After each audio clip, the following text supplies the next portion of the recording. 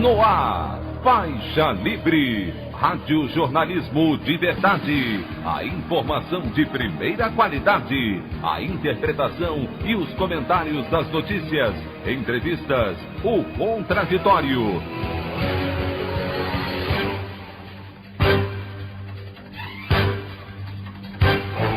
Tudo para aproximar você cada vez mais da realidade do Brasil e do mundo. Apresentação: Anderson Gomes. Bolsonaro impede a utilização de 8,6 bilhões de reais para o tratamento da Covid-19 ao vetar destinação de fundo extinto aprovado pelo Congresso. Tribunal Superior Eleitoral começará a julgar ações que podem levar à cassação da chapa Bolsonaro-Mourão na próxima terça-feira. Universidade de Oxford anuncia testes de vacina para o novo coronavírus no Rio de Janeiro e acende a esperança de imunização. Essas e outras notícias na edição desta quinta-feira, 4 de junho do ano de 2020 do programa Faixa Livre.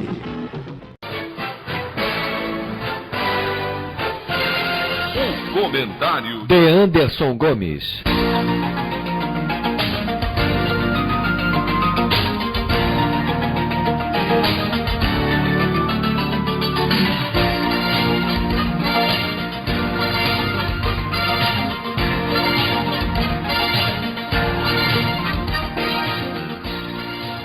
Bom dia, ouvintes. Enquanto o país está mergulhado no caos, com mais de 1.000 brasileiros morrendo todos os dias pela Covid-19, o tabuleiro da política segue se movimentando rapidamente. E dois dos personagens mais atingidos por todos esses escândalos na atualidade tentam manobrar politicamente para voltarem ao jogo. O governador do Rio de Janeiro, Wilson Witzel, por exemplo, tirou do seu caminho 2 fardos pesados em poucas horas. Fragilizado por conta do escândalo de corrupção envolvendo a construção de hospitais de campanha, que resultou até em buscas da Polícia Federal no Palácio Laranjeiras, residência oficial do governo, o mandatário afastou a organização social IABAS da construção e gestão dos 7 centros de saúde provisórios no estado para tratamento da pandemia. A OS, que foi contratada sem licitação e deveria entregar todas as unidades prontas até o dia 30 de abril, só concluiu as obras de uma delas, a do Maracanã. A gota d'água para a decisão, no entanto, segundo o governador, foi a compra por parte da IABAS de carrinhos de anestesia no lugar de respiradores. Segundo especialistas, os equipamentos não servem para oferecer assistência aos internados com Covid-19. Quem assume os hospitais de campanha é a Fundação Estadual de Saúde. Além disso, Witzel exonerou o secretário de Desenvolvimento Econômico, Lucas Tristão, considerado o pivô da crise entre o Executivo Estadual e a Assembleia Legislativa. Ele também era visto como o elo entre o governador e o empresário Mário Peixoto, preso no mês passado por suspeitas de fraudes na área da saúde.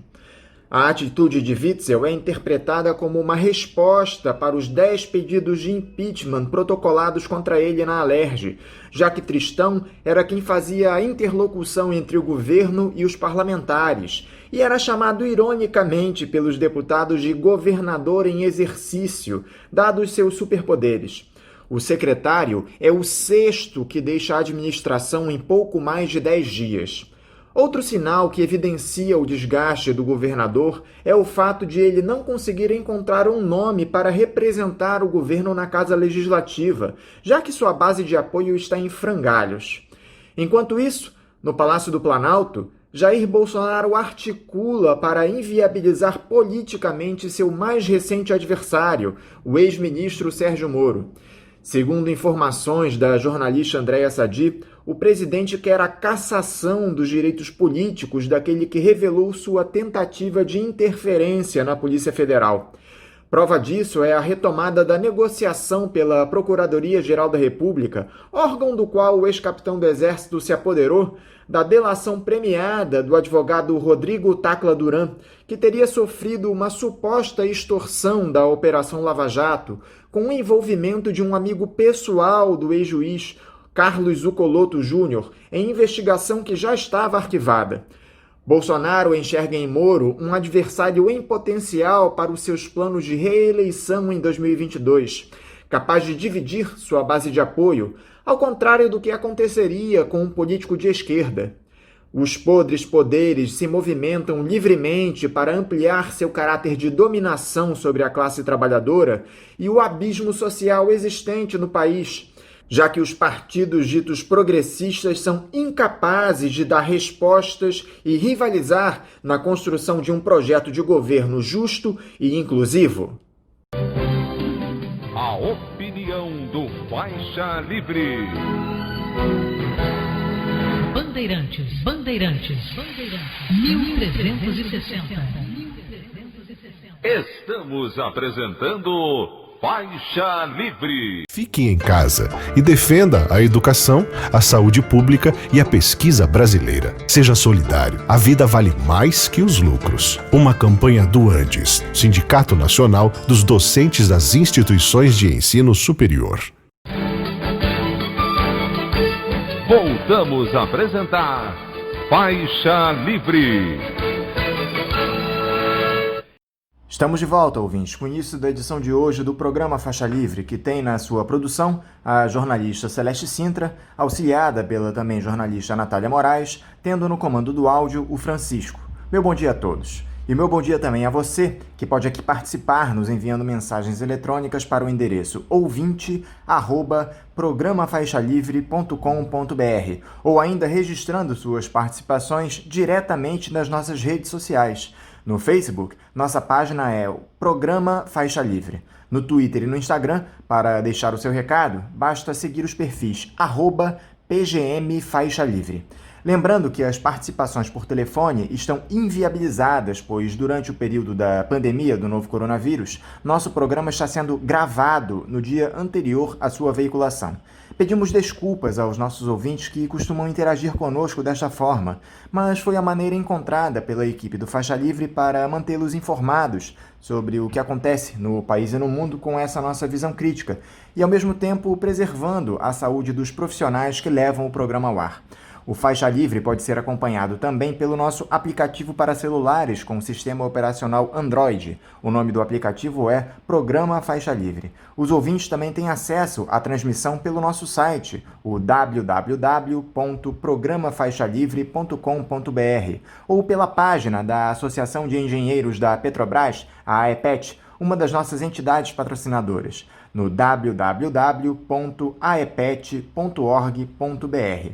Para quem perdeu alguma das edições ou quer ouvir novamente o Faixa Livre, os áudios das entrevistas e editoriais estão disponíveis no nosso podcast, nos aplicativos Spotify, Deezer e Castbox. E dando início às nossas entrevistas, eu cumprimento o professor de História Contemporânea da Universidade Federal Fluminense, Daniel Arão Reis. Daniel Arão, bom dia. Bom dia a todos os ouvintes e a essa brava equipe do Faixa Livre, que se mantém com destaque como um dos grandes momentos do rádio brasileiro livre e democrático. Prazer em estar aqui com vocês de novo e pela oportunidade de conversar com os ouvintes. Te agradeço, Daniel, por novamente conversar conosco aqui no programa. Daniel, ultimamente tem sido difícil classificar qual das crises que o Brasil enfrenta é a pior. Se é aquela causada pela pandemia do novo coronavírus, que já nos coloca como o país com o maior número de casos diários no mundo, enquanto prefeitos e governadores vão afrouxando, na minha visão de maneira irresponsável, as medidas de isolamento, ou o caos que se estabeleceu na política graças ao presidente Jair Bolsonaro. As declarações autoritárias e ameaçadoras do chefe do Executivo Federal vêm provocando as reações mais diversas na sociedade civil, mas parece que já há uma unanimidade na interpretação de que o ex-capitão do Exército não é uma figura meramente insana.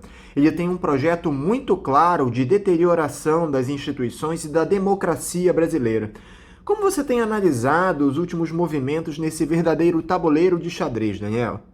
Bem, entre todas as crises que nós enfrentamos, você diz bem ao falar que há uma multiplicação de crises, há uma multiplicidade de crises, né? Nós temos a crise da pandemia, a crise sanitária, temos uma crise econômica, né, que já se instalou e que vai piorar nos próximos meses, temos uma crise política gravíssima e temos também uma crise que eu chamaria de cultural, porque efetivamente a ascensão da extrema-direita ao poder, como ela não representa a maioria, com as suas políticas de guerra à cultura, isso realmente está criando uma desestabilização muito grande e fazendo muita gente perder um pouco o chão, né?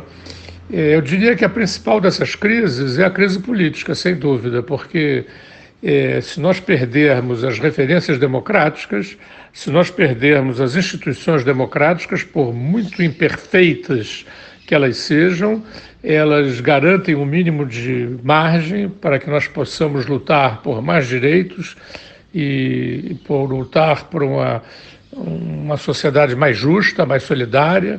Sem essas margens democráticas, nós não teremos essas possibilidades de lutar. Então, eu creio que fundamental nesse momento é criar uma grande frente para que a gente possa preservar e melhorar a nossa democracia.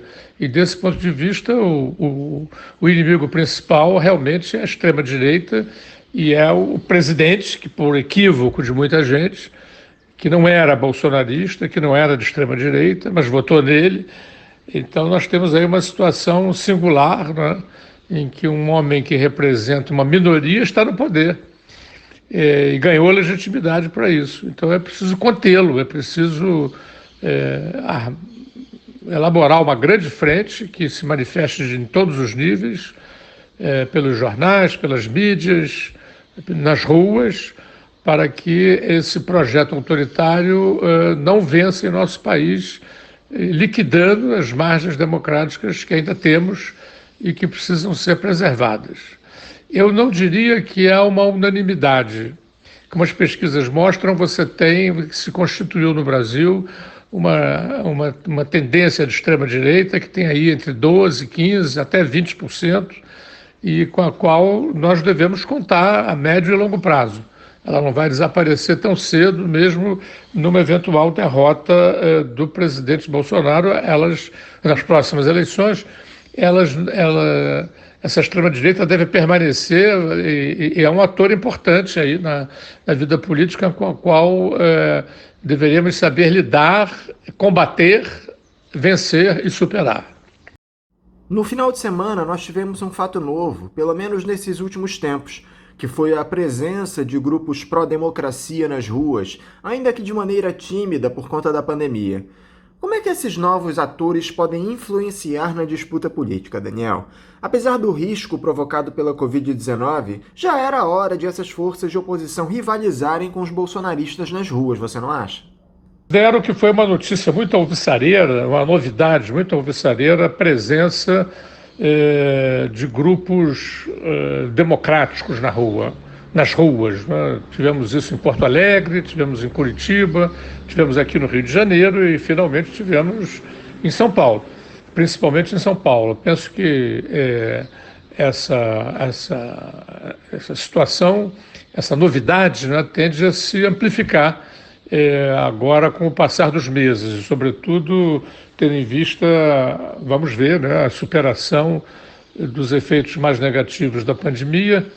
Essa é uma dimensão que deve ser acionada e, a meu ver, é a dimensão principal na luta contra o bolsonavírus, né, o vírus do Bolsonaro na presidência da República. Então, eu penso que nós, forças democráticas, temos que realmente estimular essas lutas, essas manifestações de rua, inclusive não só em defesa da democracia, mas em defesa também dos interesses imediatos dos vários grupos sociais, das várias camadas que constituem as classes populares. diferenciadas entre si, mas que têm interesses comuns. Eu penso que, na situação atual, é preciso que esses setores sociais todos formulem plataformas setoriais e passem a luta pelos seus direitos e pelas suas reivindicações. Acho que esse fator será principal na defesa da democracia e no enfraquecimento da extrema-direita. Por outro lado, também acho que isso não exclui a possibilidade e a necessidade dos manifestos midiáticos, né, das frentes políticas, entre partidos políticos democráticos e de esquerda. Já penso que são dimensões diferenciadas e que devem todas ser acionadas na preservação da democracia e no enfraquecimento do autoritarismo. Esses atos aconteceram principalmente no Rio de Janeiro, em São Paulo e em Minas Gerais. Os manifestantes até entraram em confronto com bolsonaristas que, como era de se esperar na atual conjuntura, foram defendidos pelos policiais. No Brasil, Daniel, boa parte dessas forças de segurança defende a repressão à liberdade e à democracia. Eu acho que isso dá o tom do tamanho do problema que estamos enfrentando atualmente. Acho que a questão é pertinente, né? Não devemos ter ilusões, as forças de repressão do Estado vão sempre proteger os manifestantes de extrema-direita e reprimir os manifestantes que lutam pela democracia ou pelos interesses das classes populares. Esse é um fenômeno que acompanha a República Brasileira, infelizmente. Sempre os movimentos populares tiveram que lidar com a repressão, né? Tivemos experiências muito penosas desse ponto de vista nas grandes manifestações de 2013, porém isso não deve desencorajar os movimentos, né? É preciso que eles se preparem para enfrentar a repressão com organização, com determinação, com dispositivos de autodefesa, para que não sejam apenas inermes, né, frente à repressão. Tem métodos para driblar a repressão, para impedir que ela se efetive, e devemos, inclusive, nessa luta pela preservação e ampliação das margens democráticas, nessas lutas pela defesa dos interesses imediatos, acho que a gente deve também se preocupar em recuperar os símbolos da bandeira e das cores brasileiras, né? A extrema-direita tem tentado monopolizar essas cores verde e amarela, com as quais se identifica grande parte do povo brasileiro, e eu acho que as forças democráticas, ao tempo em que desfraudam, né, a bandeira negra da liberdade, a bandeira vermelha da justiça, devem recuperar ativamente, né, essas cores verde e amarela, que são muito mais das maiorias brasileiras do que da extrema-direita, que não pode monopolizar essas cores. Eu acho que você ainda não chegou a comentar aqui conosco no programa, Daniel, aquele vídeo vergonhoso da reunião ministerial onde o Sérgio Moro acusa o Bolsonaro de tentar interferir na Polícia Federal. Aquele material liberado pelo ministro do Supremo, Celso de Mello, exemplifica bem a patifaria que é a gestão de Jair Bolsonaro. O governo Bolsonaro se mostrou naquela reunião, é um documento histórico muito importante, né? Os historiadores, para pôr a mão nesse tipo de documento, de modo geral, esperam 30 a 40 anos, né? E esse material ficou disponível para o escrutínio público em muito pouco tempo, e isso é muito precioso para podermos analisar a dinâmica, o pensamento desse governo, né? Eles vivem ali num mundo fechado, ultrasectário, mesmo ministros que aparentemente não comungam exatamente de todas aquelas referências do presidente e dos seus ministros mais militantes, né, como Weintraub, Adamares e outros. Mesmo nesses ministros que não comungam totalmente com esses pontos de vista, você viu ali um clima de bajulação, né, em que, às vezes, eles tentavam até superar os militantes, né, nos seus pronunciamentos bajuladores. Mas o que foi muito importante caracterizar, né, da leitura desse vídeo é que ele mostrou o governo em cuecas, né?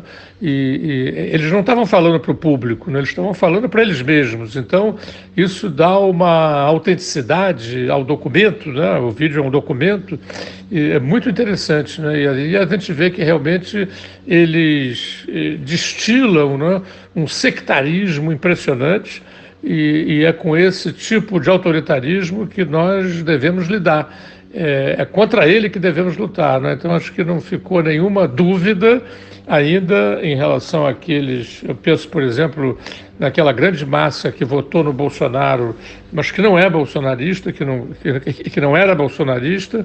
Acho que o vídeo foi capaz de trazer evidências, né, em relação ao perigo que essa gente representa para a democracia brasileira, para os direitos políticos, civis e principalmente para os direitos sociais que estão garantidos pela Constituição e que são o ponto mais forte dessa Constituição que temos aprovada em 1988.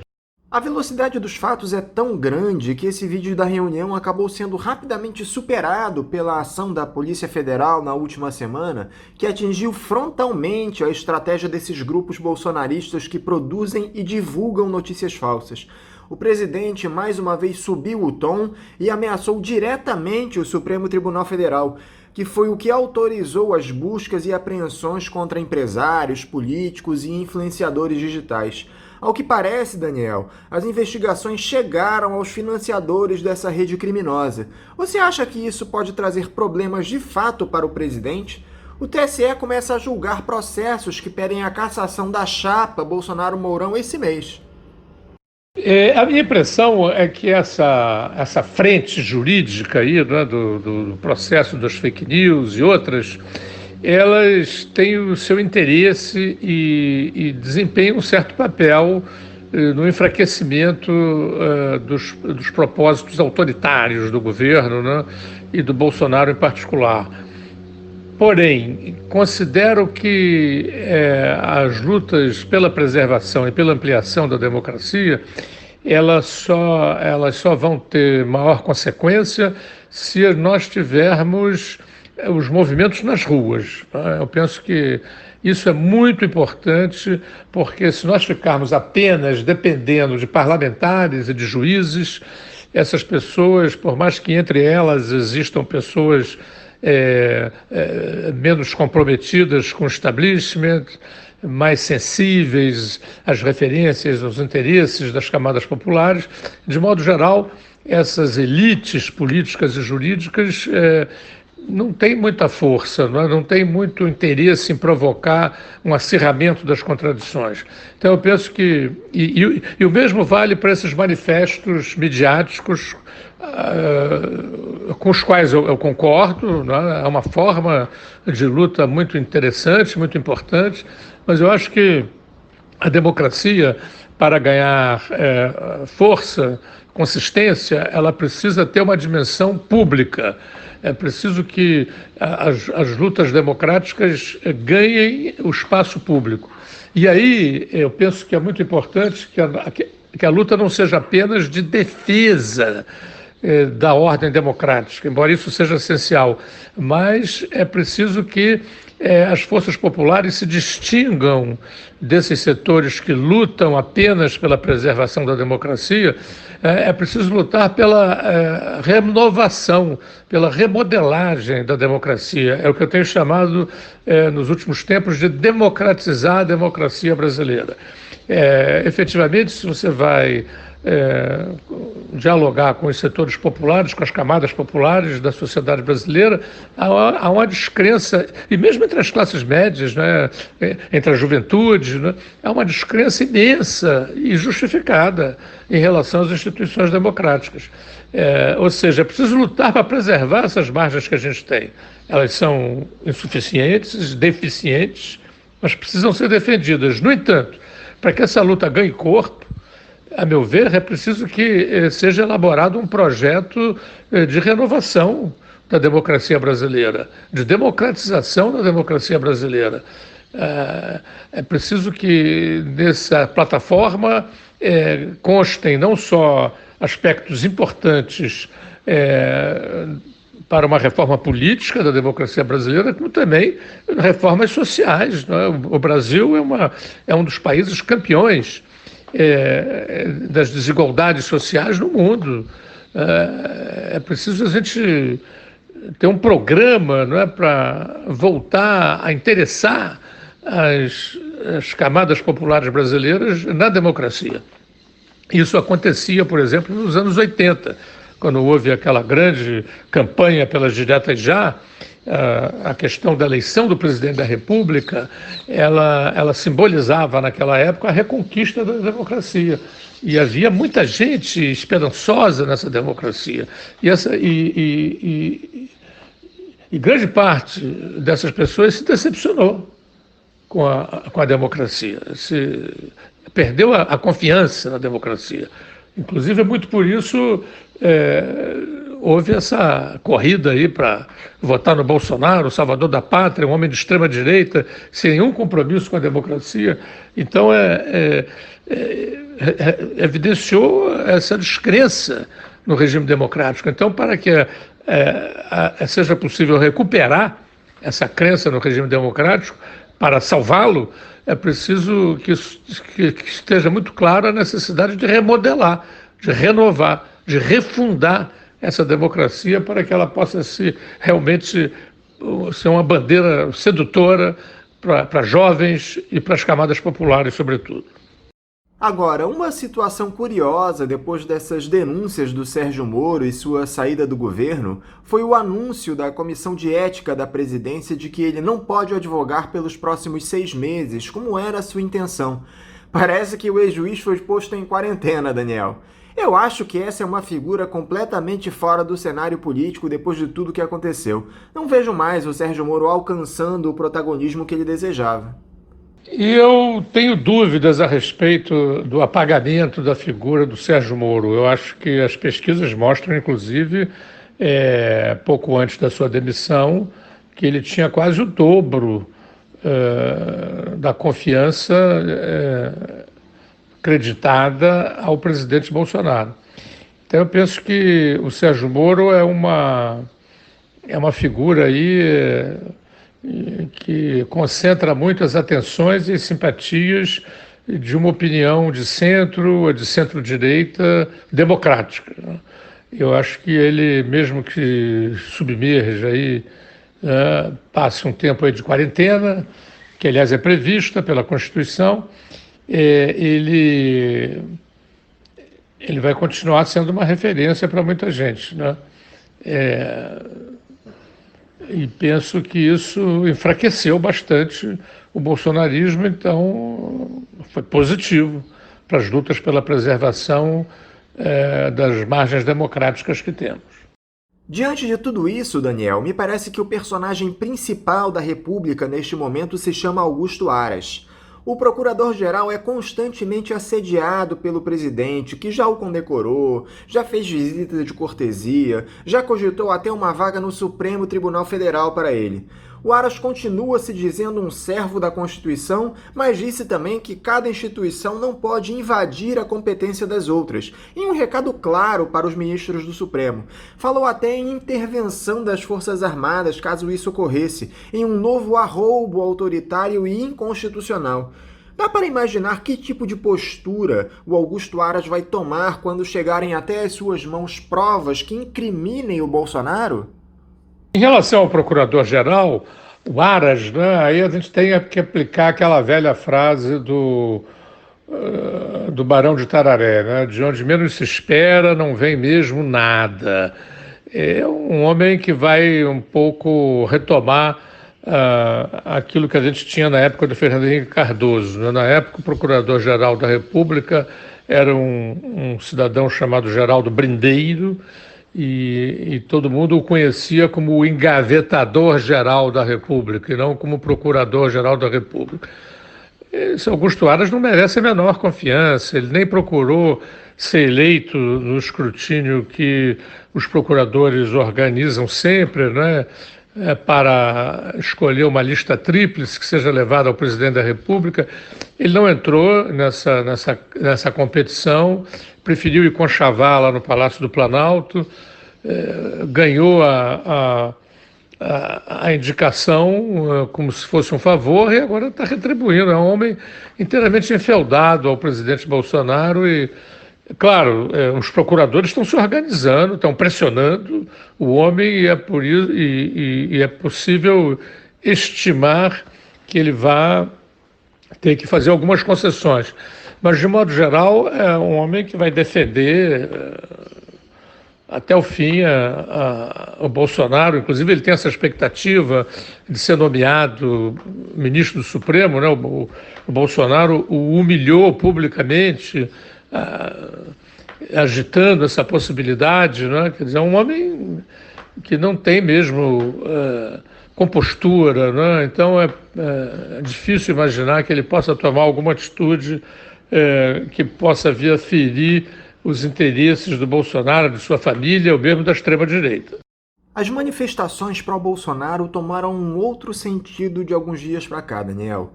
Se antes os atos continham apenas, entre aspas, bandeiras e cartazes pedindo o fechamento do Congresso e do Supremo, houve um episódio no sábado que acendeu de vez o alerta, com um grupo de pessoas reunido em frente ao Supremo carregando tochas, em atitude semelhante aos supremacistas da Ku Klux Klan. Esse simbolismo dos atos também te preocupa, Daniel? Esse grupo mais extremista, ele não me preocupa não, sabe? Ele é um grupo de aventureiros, lumpens, né? Estão ali para agitar, não tem muita consistência. Nas esferas da extrema-direita, o que mais me preocupa são os dispositivos militares e paramilitares. As milícias, os dispositivos militares dentro das PMs e o apoio que ele tem nas Forças Armadas. Esses dispositivos militares é que me preocupam, sobretudo os informais. Eu tenho dito e repetido que não é possível imaginar que o Bolsonaro vá aceitar uma deposição, mesmo que ela seja aferida em eleições ou através de um plebiscito revogatório, que é um dispositivo democrático que, a meu ver, a sociedade brasileira deveria lutar para que fosse aprovado, né? O Bolsonaro não vive falando em povo, então vamos submeter ao povo no final de 2 anos de mandato, se ele confirma o Bolsonaro no poder ou não. Eu acho que esse dispositivo que deveríamos lutar para ser inserido na Constituição, penso que não tem muito cabimento a gente imaginar que a deposição do Bolsonaro virá através do impeachment no Congresso ou de um impeachment através dos tribunais, né? Isso aí realmente seriam medidas muito improváveis, né? Essas elites não iriam se arriscar a esse confronto, porém, poderiam aprovar, caso devidamente pressionadas, um dispositivo como esse do plebiscito revogatório. Você devolve ao povo o direito de definir se é a única maneira democrática, a meu ver, de derrubar um presidente eleito pelo povo, é devolver ao povo o direito de definir se ele continua ou não no cargo. Mas eu estava dizendo que, seja através de novas eleições, seja através do plebiscito revogatório, há setores bolsonaristas que não vão aceitar essa decisão e vão recorrer às armas que têm para embolar o meio do campo, para melar o jogo. E, desse ponto de vista, esse grupelho lá de Brasília me assusta muito pouco, me preocupa muito pouco. O que me preocupa são os homens armados, das milícias, nas PMs, né? A gente viu o que eles fizeram no Espírito Santo há alguns anos, o que eles fizeram agora no Ceará. Então, esses grupos armados e treinamento militar. Isso aqui é o mais perigoso, né? Eu penso que eles vão reagir analogamente àquela reação que os desesperados de direita tentaram no final dos anos 70, início dos anos 80, tentaram embananar a transição democrática brasileira, né? Explodindo bombas, matando gente.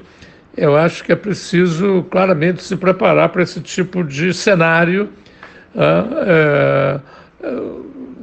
quando chegar a hora do Bolsonaro passar o seu bastão, né? Seja por eleições, seja através de plebiscito. Ele não vai aceitar, eu acho que isso tem que estar muito claro para as forças democráticas, eles não vão aceitar uma alternância de poder pacificamente. Vão atuar dando tiro, vão atuar botando bomba, e é preciso, então, que as esquerdas e as forças democráticas se precavenham contra isso, né? Porque isso deve acontecer. Por falar em supremacistas, Daniel, como é que você tem visto essas manifestações lá nos Estados Unidos por conta do assassinato desse segurança negro George Floyd por um policial branco? O Donald Trump tem ameaçado colocar as Forças Armadas nas ruas, e parece que a situação do presidente estadunidense, que busca a reeleição no fim do ano, anda complicada.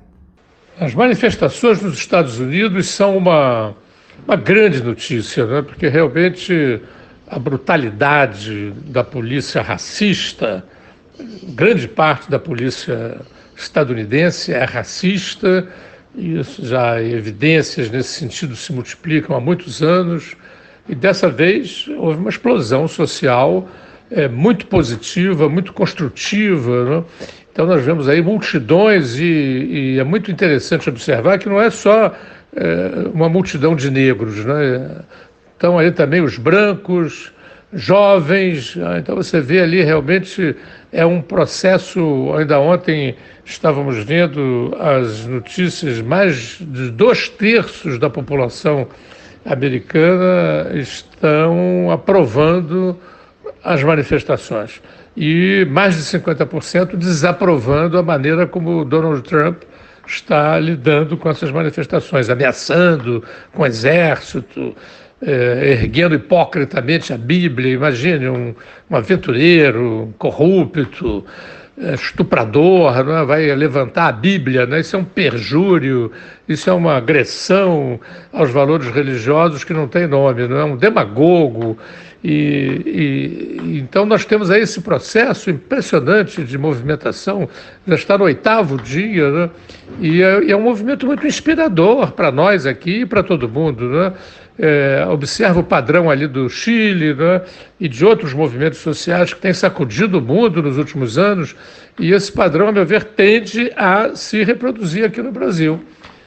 Nós não somos uma ilha no mundo, né? E a coisa está sendo observada, a exasperação está muito forte com as injustiças, com as ameaças à democracia. Então eu penso que é inspirador esse movimento, e a sociedade brasileira deveria olhar com muito interesse, com muito carinho, né, esse processo. Claro que no meio das manifestações sempre aparecem grupos oportunistas que fazem quebra-quebra e saques, né, e violências dessa natureza, mas é uma minoria, né, a grande maioria está muito lucidamente organizando-se, manifestando-se pacificamente, né? Eu penso que a democracia, a sua reserva principal é a força das manifestações, é a força política, é a força moral, né? E não através da violência, que realmente é contraproducente nesse caso. Aqui em 2013, por exemplo, a violência produzida por grupos de manifestantes desesperados, né? Aquilo só fez intensificar a repressão e fazer com que as pessoas ficassem em casa, né? Teve um efeito muito desmobilizador. Eu acho que esse caráter pacífico das grandes manifestações americanas, se estendendo por dezenas e dezenas de cidades, mostra bem que isso vai estar contribuindo decisivamente para isolar o Trump, e espero bem que seja derrotado em novembro, porque isso vai ter um impacto, evidentemente, muito forte em todo o mundo. São, portanto, inspiradoras essas manifestações. e que isso estimule, incentive a sociedade brasileira também a ir para as ruas, defender seus direitos, defender suas reivindicações, defender as margens democráticas e o seu aprofundamento, né? E o aprofundamento, a democratização da democracia. Diante desse cenário, Daniel, de luta por igualdade racial em todo o mundo, o presidente da Fundação Palmares, entidade que deveria defender esse tipo de pauta, chamou o movimento negro de escória maldita em uma reunião que teve os áudios vazados pelo jornal O Estado de São Paulo, entre outros impropérios. Esse cidadão, o Sérgio Camargo, já tinha sido alvo de denúncias anteriormente e chegou a ter sua nomeação para o cargo suspensa. Fica até difícil falar alguma coisa depois disso, Daniel. Esse cidadão, como você disse mesmo, é difícil, né, falar alguma coisa a propósito desse cidadão Sérgio Camargo, né? Ele é um homem, aqueles escravos que eram recrutados pelos senhores de escravos para denunciar seus camaradas, né, seus companheiros de infortúnio, e ganhavam migalhas para ali ficar na casa grande, não é? Um negro de alma branca, né, como se dizia, um homem servil, né, que renega as lutas das pessoas que compartilham com ele, né, porque ele haverá de ter compartilhado, né, manifestações de racismo, mas fecha os olhos para isso, para se tornar uma pessoa servil a quem o nomeou, né? Também temos aquela outra figura do deputado, né, Hélio Negão, né? É preciso que essas pessoas sejam execradas, né? Que realmente a sociedade as conheça para ter neles exemplos negativos, né? Assim como você tem exemplos positivos, você tem exemplos negativos. O Bolsonaro já e seus filhos, né, a extrema-direita já formulou diversas vezes propósitos muito claramente racistas, né? Então, esses negros, esses homens aí, se prestarem a esse papel é muito desabonador para eles mesmos. Eles vão ficar na história como aquelas tristes figuras, né, de exemplos negativos e que só nos inspiram a manter a nossa disposição de luta pela democratização do país e pela construção de um país justo, solidário e socialmente igual. Para encerrar, Daniel, nós vimos no final de semana a publicação de diversos manifestos de grupos de juristas, políticos, personalidades em defesa do Estado Democrático de Direito. Você acha que esse tipo de iniciativa tem algum efeito prático? É evidente que é importante marcar posição, mas não seria mais proveitoso se a oposição conseguisse de fato se entender e pontificar o fora Bolsonaro? Como eu já me referi aqui algumas vezes ao longo dessa entrevista, eu penso que todas as formas de luta são importantes para a preservação das margens democráticas que nós temos. Manifestos, fóruns, assembleias, tudo isso é válido, denúncias, né? Porém, o mais importante é as forças democráticas recuperarem musculatura social. Há um amigo meu, o professor Carlos Weiner, que distingue, né, a esquerda de Estado, que são aquelas pessoas que, embora com posições progressistas, se acostumaram e só andam ali nos circuitos das altas esferas do Estado, das suas agências, né, dos calendários eleitorais, e há uma outra esquerda que ele chama de social, que opera no tecido social. Eu penso que nos últimos anos, ao longo dos governos petistas, né, muitas lideranças sociais foram aspiradas pelo Estado e por suas agências, né? Quando a gente pensa na figura do Lula, por exemplo, ele era nos inícios, nas suas origens, ele era um líder das esquerdas sociais, né? Ele foi produto de um grande movimento social.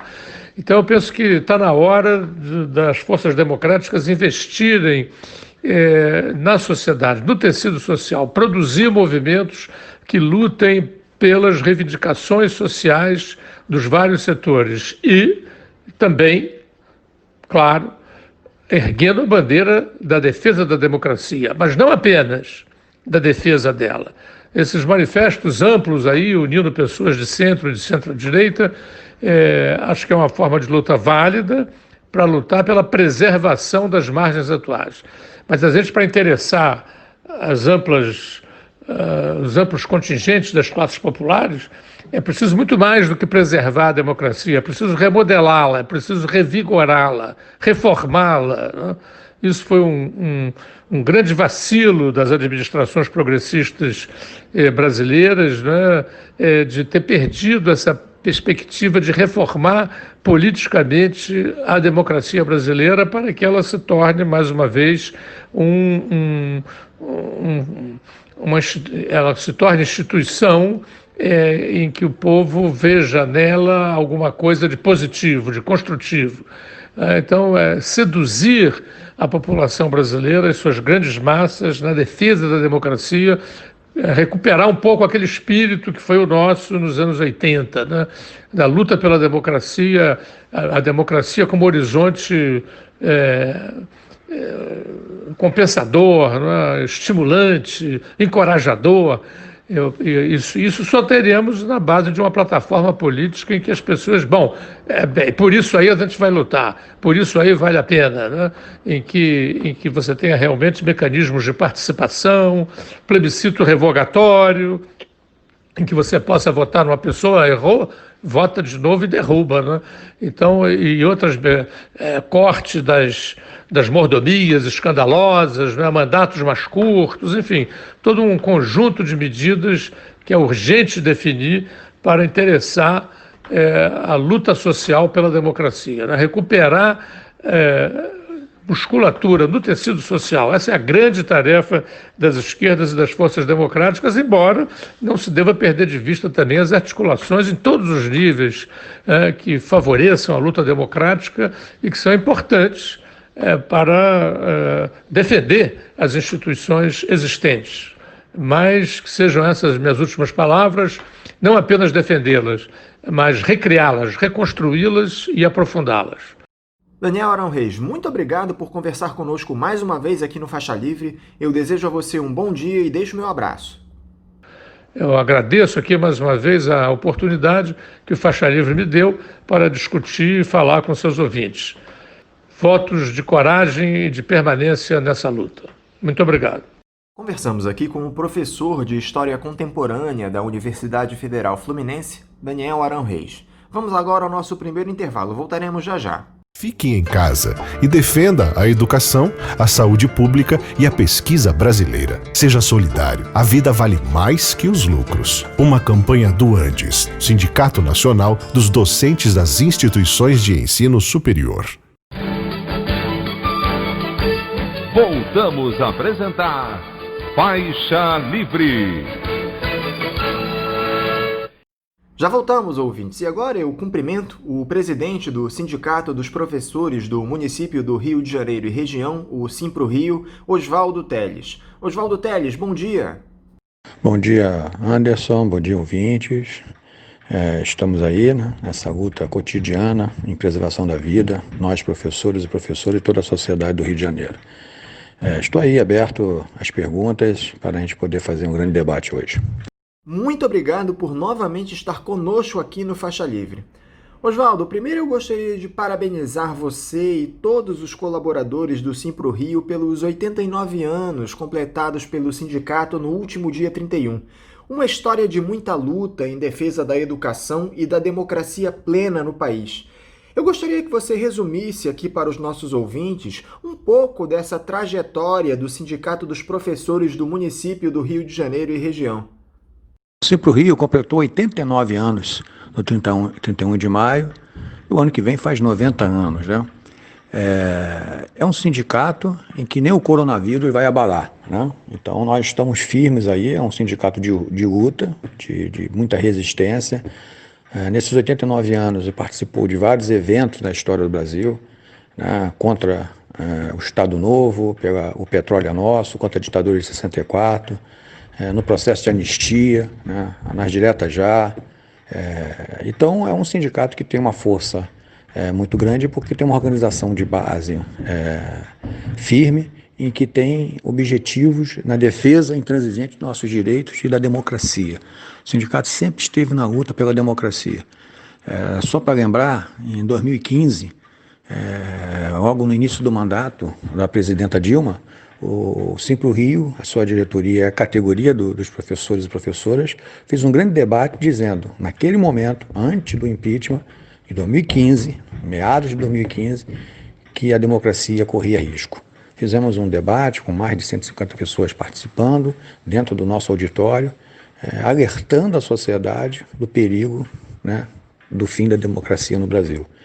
Aí veio 2016, veio o golpe de Estado, veio 2017, né, a política de fim dos direitos trabalhistas e previdenciários, veio a eleição de um fascista que hoje governa esse país e que quer implementar uma ditadura. Então o Simpro Rio tem uma história de luta, de resistência, na luta pela democracia, na luta dos direitos dos trabalhadores, e essa luta é incessante, né? Todas as diretorias dos sindicatos, com erros e acertos, sempre buscaram esse caminho, sempre tiveram esse norte e vamos continuar com esse norte. Essa é a nossa linha política em defesa intransigente dos nossos direitos e da democracia em nosso país. Quais os desafios que estão colocados para o Simpro Rio nos próximos anos, Oswaldo, que, ao que tudo indica, devem ser bem difíceis?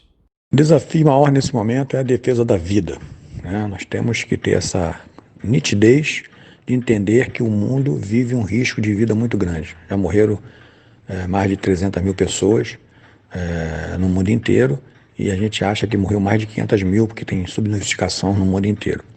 Isso é um primeiro ponto. E aqui o Brasil é um país que está afetado, é o epicentro hoje da doença no mundo e que nós temos que fazer essa defesa. O desafio nosso é que nós tenhamos uma democracia no país e combatemos a ditadura que está acontecendo hoje nesse país. Então, é um desafio político grande e que nós temos papel importante nisso, nós professoras e professores. E o desafio de manter os nossos direitos e não perder mais direitos e resgatar os direitos que nós perdemos. São esses 3 pontos que nós soltamos um documento, né? Colocando a defesa da vida, da democracia, do salário, do emprego e do salário. Esse é o nosso desafio que nós vamos ter que enfrentar. Nós, professores e professores, sabemos dessa dificuldade. Nós somos atacados profundamente por esse governo que está aí. A educação, os trabalhadores, no modo geral, mas a educação é atacada profundamente o tempo inteiro, porque nós temos o pensamento crítico, temos o pensamento em que as pessoas têm a liberdade de pensar. Essa é o que nós defendemos os educadores. Isso é uma ameaça para qualquer regime ditatorial. Então, o nosso desafio é esse, cada vez mais defendermos a nossa vida, a preservação dela, a nossa organização democrática e a luta pelos nossos direitos. Nesse momento é a luta pelo emprego e pelo salário. Para vocês do Simpro Rio, Oswaldo, o que simboliza a educação para uma sociedade que é refém do capital hegemônico e vive coagida por governos que tentam desmontar todo o aparato estatal? Dá para acreditar em uma mudança do cenário do país a partir da educação? Educação não é mercadoria. Então, a defesa do sindicato é por uma educação cada vez mais de qualidade, gratuita para todos, com acesso e liberdade para todos. Embora nós somos um sindicato do setor privado, nós sempre defendemos que a educação tem que ser pública. Essa é a grande realidade que nós temos que enfrentar. E, embora acreditamos que tem espaço para todos, né, inclusive no setor privado da educação, mas ela tem que ser de qualidade para toda a sociedade. E a opção é do seu responsável que queira colocar em A ou em B. O Simpro Rio tem uma visão muito firme sobre essa questão mercadológica que, infelizmente, a educação existe hoje. O capitalismo, ele avança em tudo, tudo para eles é mercadoria. O ser humano é uma mercadoria. Então, a defesa intransigente de uma educação livre, autônoma, em que os professores e as professoras desenvolvam o seu projeto pedagógico dentro das instituições, uma coletividade imensa, pública, essa é uma defesa intransigente do nosso sindicato, isso é Congresso, nosso Congresso defendeu isso, né, definiu essa questão. Então é uma luta muito forte que todos os sindicatos que defendem uma educação de qualidade enfrenta nesse momento. O patronal, ele não se preocupa, em sua maioria, com raras exceções, ele não se preocupa com uma educação de qualidade. Ele se preocupa com o lucro, ele se preocupa com o capital. Então isso não é educação. A educação não pode andar junta com o capital. Então ela tem que estar, evidentemente, em outro patamar de organização social. Então é por isso que ela tem que ser pública e muito bem organizada.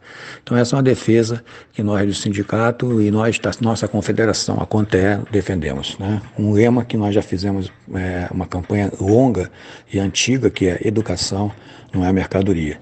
Então é a defesa do nosso sindicato e dos professores e professoras do Rio de Janeiro. Oswaldo, o país vem sofrendo cada dia mais com os efeitos da pandemia. Já somos o epicentro da Covid-19 no mundo, o número de mortos vem batendo recordes. Enquanto isso, o prefeito Marcelo Crivella iniciou o afrouxamento das medidas de isolamento social. Os profissionais de educação devem começar a voltar às salas de aula em julho. Como é que o SimproRio recebeu essa notícia de abertura gradual das atividades no município do Rio de Janeiro?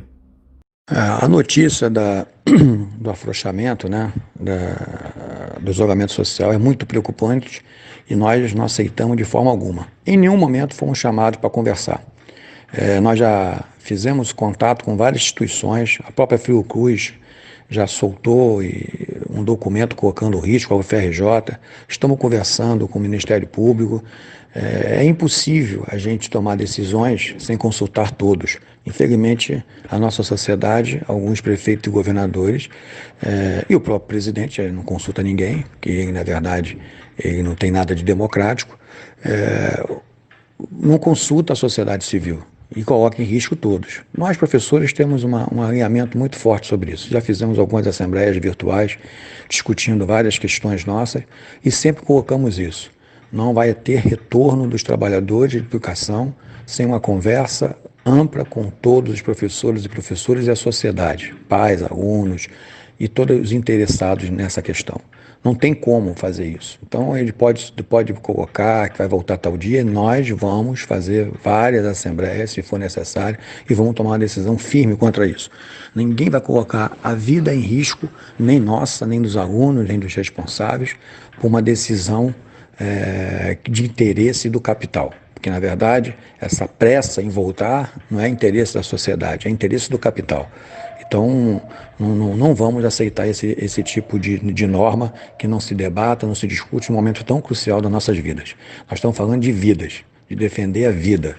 Então, não estamos nem discutindo outros pontos da educação e da nossa a questão de emprego. Nós estamos falando de vida. Então, não vai ser uma medida de um prefeito ou de um governador que vai colocar os professores e os alunos e os pais e os responsáveis em risco de vida. Então, essa é uma decisão que nós já discutimos isso em diretoria e já discutimos isso nas nossas assembleias. Então, nós vamos defender o tempo inteiro a vida. E qualquer medida que venha contrário à vida vai ter uma resistência muito grande de nós, professores e professoras. Os professores se sentem seguros, Oswaldo, para voltarem ao trabalho presencial? A estrutura das escolas para oferecer condições de segurança aos alunos e profissionais da educação para que não haja aglomerações?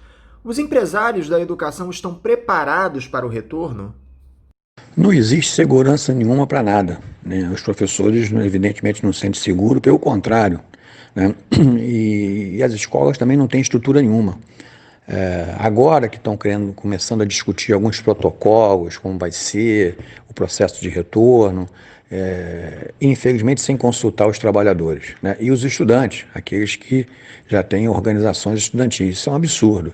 Ninguém tem segurança, não tem estrutura, e as pessoas não estão pensando na preservação da vida, isso que é mais grave.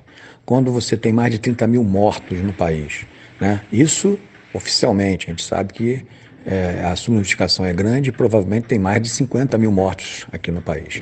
Então, quando as pessoas não se preocupam com a vida, se preocupam em retorno econômico como se isso fosse mais importante que a vida, você tem uma sociedade totalmente destruída, né, nos seus valores humanos. E é isso que nós estamos vendo, né? As pessoas não têm noção do que pode acontecer com elas, com seus filhos, com seus vizinhos, e ficam preocupadas apenas em se situar numa defesa transloucada de uma volta sem organização nenhuma. Então, nós, professores e professoras, estamos muito inseguros, sabemos dessa dificuldade, vamos lutar pela nossa vida, e as escolas não têm estrutura nenhuma, né? Pode ser que uma ou outra tenha uma estrutura melhor, mas em modo geral não tem. E nem estão preparados para isso, ninguém estava preparado para isso, nem os governos, nem as escolas, nem as pessoas, ninguém estava preparado. Então, se ninguém estava preparado, tem que se preparar. E tem que se preparar através de uma organização com a participação de todos e todas, e não apenas com algumas pessoas pensando como se fosse resolver todo o problema, que não vai. Então a insegurança é muito grande, e eu já afirmei, nós, professores e professoras, não vamos abrir mão da nossa vida. A nossa vida é mais importante que qualquer outra coisa.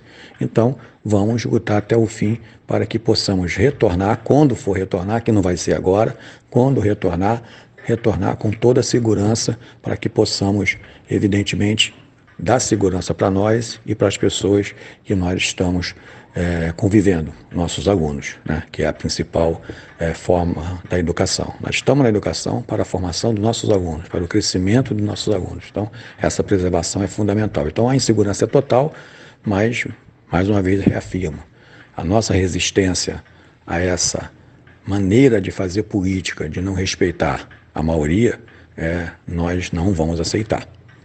Agora, como é que andam as negociações do acordo salarial deste ano no Simpro, Oswaldo? Vocês já chegaram a um entendimento com os empresários? O sindicato tem 3 convenções, né? Nas 3 convenções, 2 tinham para 2 anos.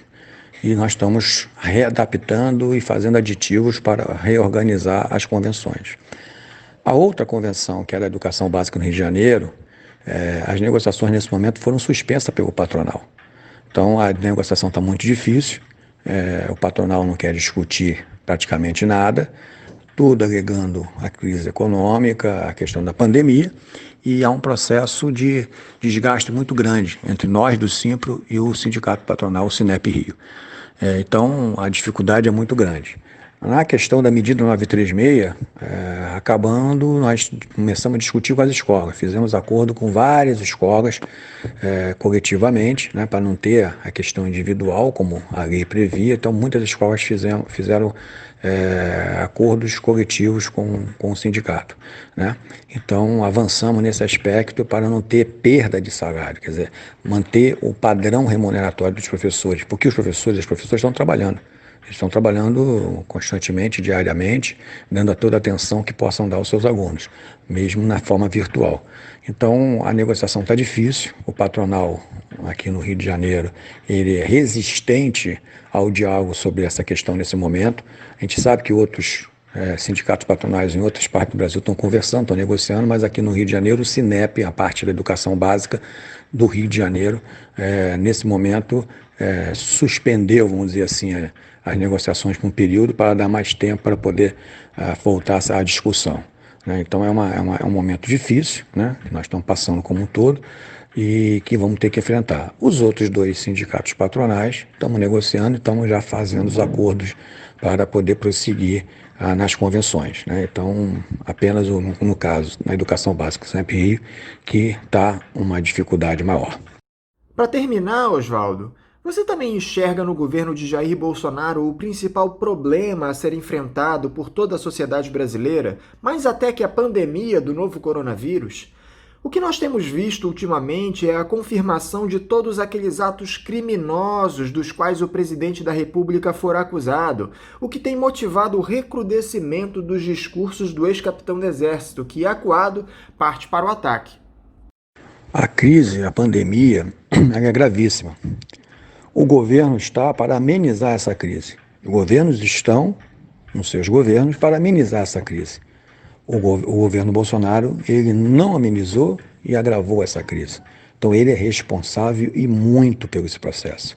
Poderíamos estar numa situação muito melhor, né?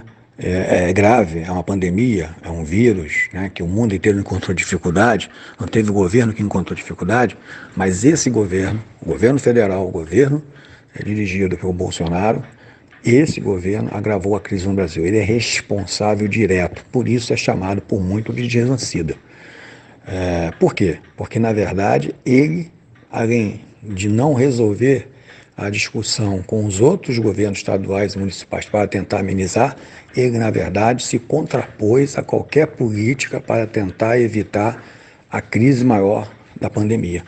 Então, não só buscou caminhos para resolver, como tentou impedir que outros pudessem resolver. Daí a crise política que nós estamos enfrentando e aí a crise sanitária se agravando. É muito sério isso é gravíssimo. Em qualquer país mais organizado possível, esse governo tinha caído, até pela sua postura, mas ele está com as armas na mão. Então o tempo inteiro ele ameaça a sociedade com isso, porque ele está com as armas. Ameaça o Supremo, ameaça o Congresso, ameaça a sociedade civil, ameaça a comunicação, a imprensa, seja corporativa ou a imprensa alternativa, ameaça os movimentos sociais, ameaça os sindicatos, ameaçam todos porque eles estão armados. Eles estão armados nas suas forças estatais e estão armados nas suas forças paramilitares. Então isso é muito sério. Nós vivemos um momento muito difícil e que, infelizmente, temos que nos organizarmos para barrar isso. Hoje há um sentimento de crescimento na sociedade, pela democracia, pela luta constante da vida, pelo avanço da sociedade civil e o papel que tem que ter as Forças Armadas, que é de preservar a vida e a sociedade, não de agredi-la. Então é um debate que a sociedade está enfrentando e que nós vamos ter que enfrentar. Então esse governo é responsável, sim, pelo agravamento da pandemia no nosso país e pelo quantitativo de morte. Ele é responsável. E a história, ela não perdoa, Podemos, nesse momento, não ter força para isso, mas futuramente a história vai dizer o que realmente aconteceu no Brasil e, evidentemente, responsabilizar aqueles que foram criminosos com a sociedade. Então, a história não perdoa. Oswaldo Telles, mais uma vez eu quero te parabenizar pelo aniversário do Simpro Rio, te agradecer mais essa entrevista e te desejar um bom dia e um forte abraço. Eu que agradeço a vocês do Faixa Livre, o carinho, como sempre, vocês têm com a gente. Nós, professores e professoras do Rio de Janeiro, estamos nessa luta porque acreditamos na vida e numa sociedade democrática, uma sociedade igualitária, uma sociedade que todos possam exercer plenamente a sua cidadania sem o ódio espalhado na sociedade. Nós acreditamos nisso, nós nos formamos professores para que a sociedade pudesse ter uma qualidade de vida social importante para todos, que possa exercer essa democracia, e nós, evidentemente, não vamos aceitar qualquer tipo de mudança nesse processo. Então, agradeço a vocês, aos ouvintes, ter ouvido a gente, e o Simpro Rio, a sua história, seus professores e professoras que completaram 89 anos, é uma história de luta, de resistência, e pela vida e pela democracia. Então, agradeço mais uma vez a todos aí e estou sempre à disposição para um bom debate, para um bom debate democrático, onde, evidentemente, nós lutamos muito para construir a sociedade e vamos agora lutar muito para mantê-la. Um bom dia a todos, um grande abraço e vamos à luta, vamos em frente. Conversamos aqui com Oswaldo Telles, ele é presidente do Sindicato dos Professores do Município do Rio de Janeiro e Região, o Simpro Rio. Vamos agora a um rápido intervalo, voltaremos daqui a pouco. Fique em casa e defenda a educação, a saúde pública e a pesquisa brasileira. Seja solidário. A vida vale mais que os lucros. Uma campanha do Andes, Sindicato Nacional dos Docentes das Instituições de Ensino Superior. Voltamos a apresentar Faixa Livre. Estamos de volta, ouvintes.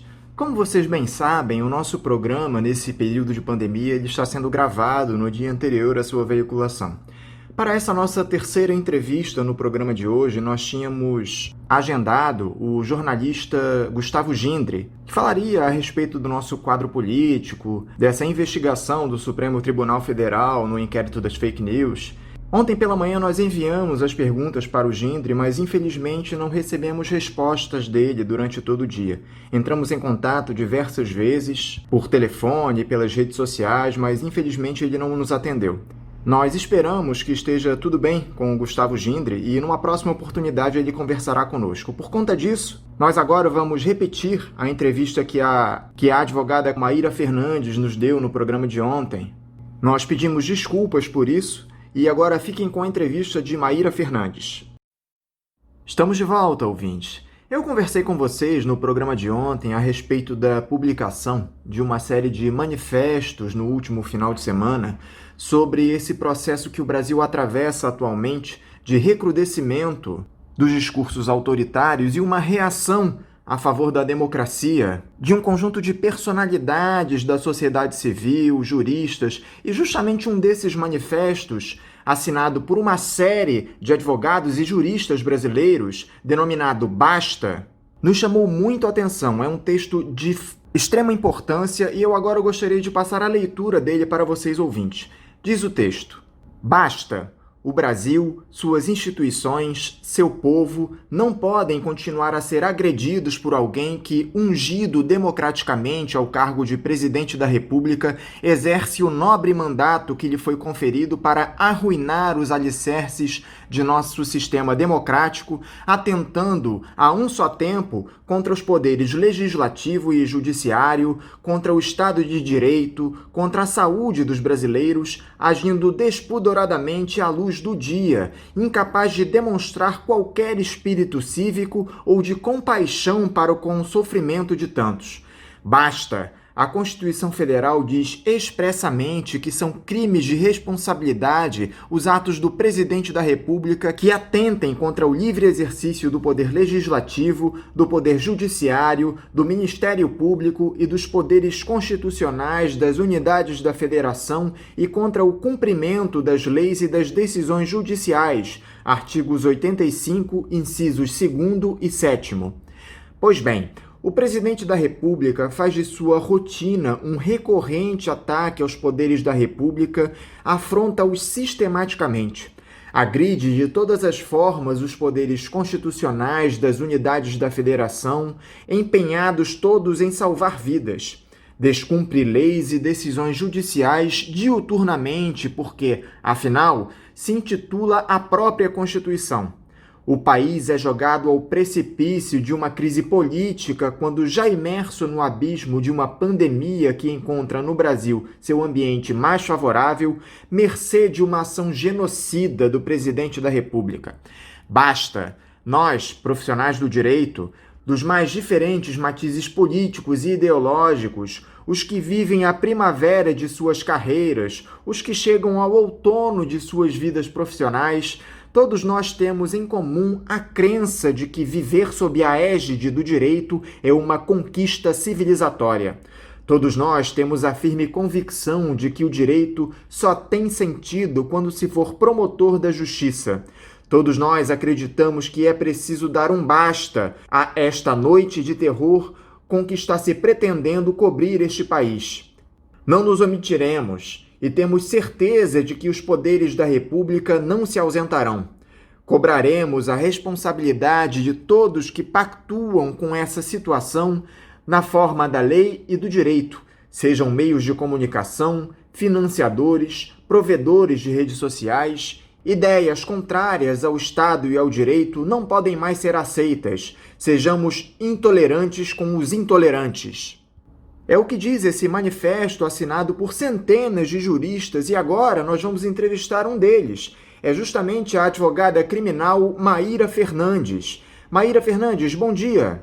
Bom dia, Anderson. Um prazer enorme estar com vocês aqui do programa Faixa Livre da Bandeirantes novamente. Maíra, muito obrigado por mais essa entrevista aqui ao Faixa Livre. Maíra, o país vem passando por um momento de total excepcionalidade, onde a ordem democrática é ameaçada diariamente por um político que tem um histórico de defesa de práticas autoritárias e de regimes de exceção.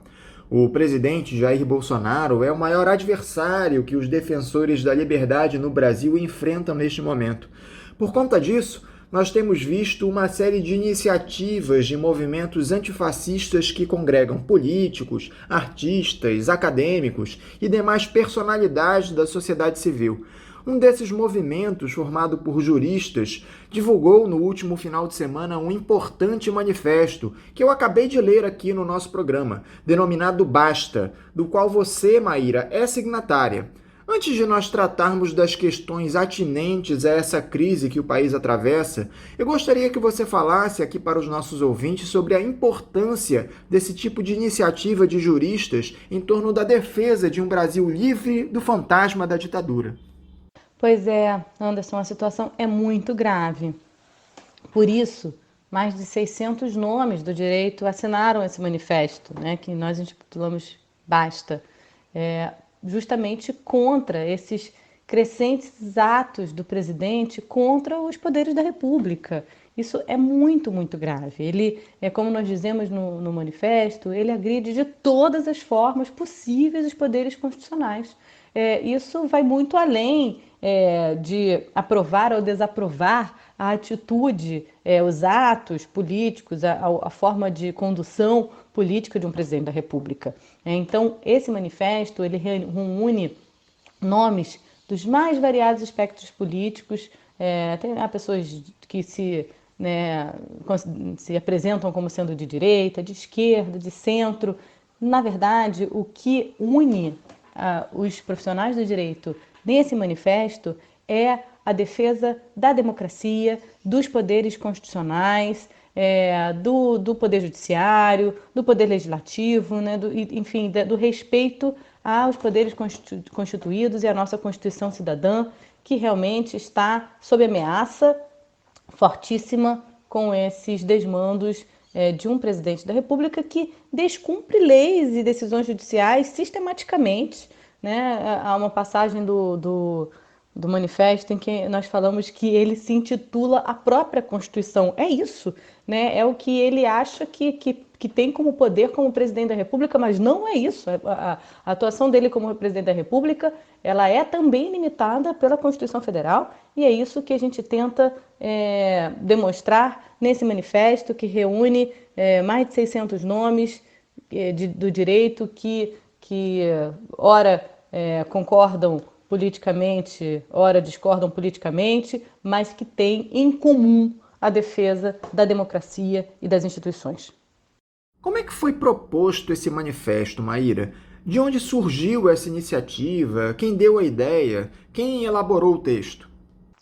O manifesto foi escrito por advogados, foi capitaneado, né, organizado inicialmente por advogados de São Paulo, tanto que os primeiros nomes que aparecem na lista são predominantemente São Paulo, mas depois foi se espalhando por diversos estados da federação. Nós vemos aí grandes colegas de vários estados.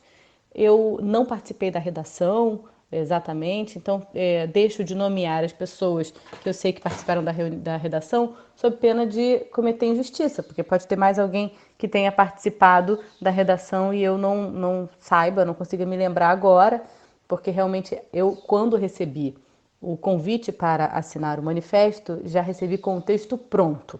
Então não posso, embora certamente me orgulharia muito de ter escrito o texto, faço minhas as palavras do texto e por isso assino embaixo literalmente, né?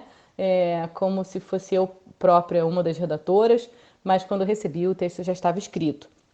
E recebi como o convite para assinar de 2 grandes colegas que assinam o texto, com os quais eu já militei lado a lado em diversas defesas, como a defesa da democracia, do Estado Democrático de Direito, do respeito às prerrogativas profissionais, do respeito à paridade de armas entre acusação e defesa, que são o Pier Paulo Cruz Bottini, advogado em São Paulo, e o Juliano Breda, advogado no Paraná, que são colegas advogados criminalistas que eu muitíssimo admiro e que me enviaram um manifesto quase simultaneamente. Eu recebi mensagem de ambos perguntando se eu assinaria, e eu, quando li, me identifiquei completamente com o teor, é realmente o que eu gostaria de dizer, e realmente é hora de dizer que não aguentamos mais esses desmandos autoritários, né?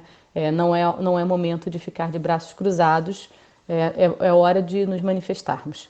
Então, esse manifesto, ele reúne advogados dos mais variados,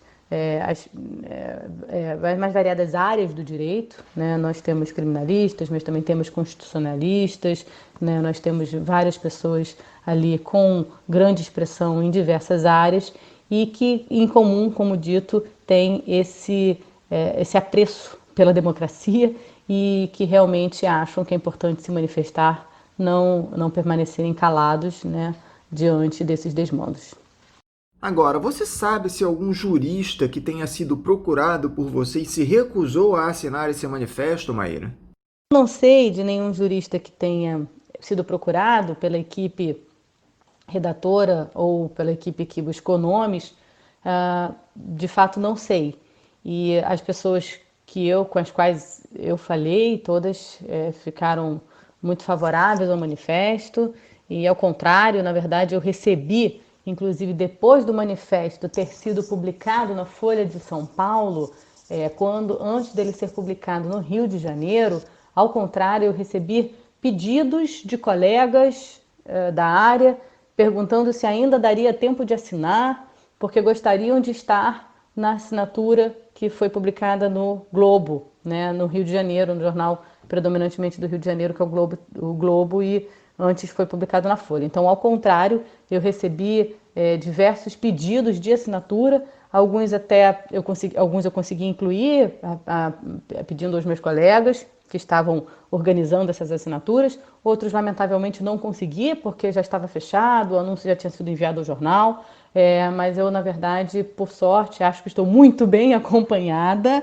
porque só recebi mensagens de apoio, mensagens que dizem, compartilhamentos do manifesto, dizendo eu também assino embaixo, ainda que meu nome não esteja aí, eu também assino embaixo e faço minhas as palavras desse manifesto. Eu realmente não sei de ninguém que tenha sido convidado a assinar e não tenha assinado.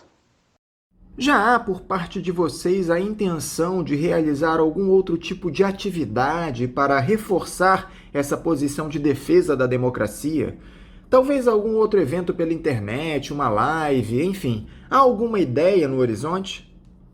Sim, olha, vários debates estão acontecendo. No sábado passado aconteceu um excelente, com várias pessoas que assinaram o abaixo-assinado, né? A professora Juliana Magalhães, professor Juarez Tavares, professora Carol Proner. Então, realmente, esses debates já estão acontecendo via internet. E sim, a ideia é nos movimentarmos ainda mais.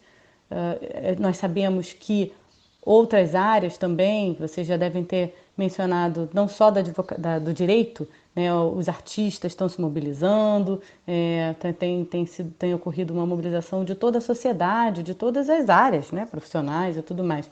Então, em alguma medida, nos unirmos também a esses outros saberes pode ser bem importante para mostrarmos para a população, de modo geral, o perigo desse momento, né, o quanto realmente não dá para nós ficarmos de braços cruzados. É hora de nos movimentarmos e pensarmos estratégias para defender a democracia. Maíra, como é que nós podemos fortalecer as instituições no país, especialmente o judiciário, diante desses ataques que são proferidos justamente por aquela figura que deveria protegê-las? Como a sociedade civil pode agir diante de tudo que vem acontecendo para reforçar a defesa das instituições? Como a sociedade pode ajudar? A sociedade pode ajudar se unindo a esse tipo de movimento. Fizemos o movimento do direito, mas pode ser o movimento dos artistas, dos profissionais de comunicação, dos professores, dos geógrafos, dos fotógrafos e por aí vai. A gente precisa mostrar que a sociedade está toda engajada em uma frente ampla pela democracia. Acho que é esse o discurso, é essa palavra de ordem, é isso que nos une, independentemente de eventuais divergências políticas. Esse manifesto, repito, é uma ação coletiva, né? Um monte de gente ajudou na construção disso.